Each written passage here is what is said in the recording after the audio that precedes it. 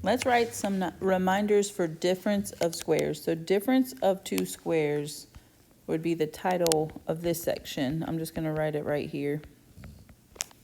Difference of two squares. So the pattern is simple. We have two perfect squares that are being subtracted.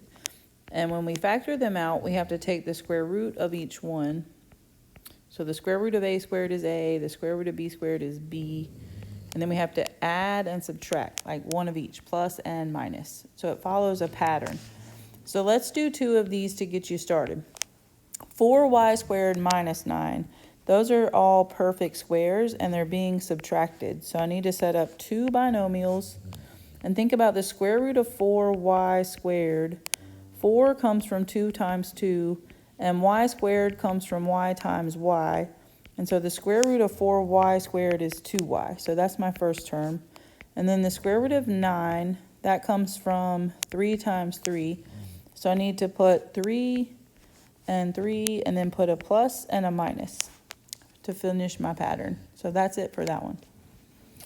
Let's look at 11. G squared h to the 4th minus 36.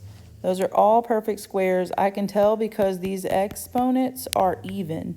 And when they're even, then they're perfect squares. That's how you can easily tell that those are squares. So let's write it out, and we just need to divide those by 2 because the square root of g squared is g, and the square root of h to the 4th, because that comes from h squared times h squared, that would just be h squared. So gh squared, in other words, is the square root of g squared h to the 4th. And then the square root of 36 is just 6.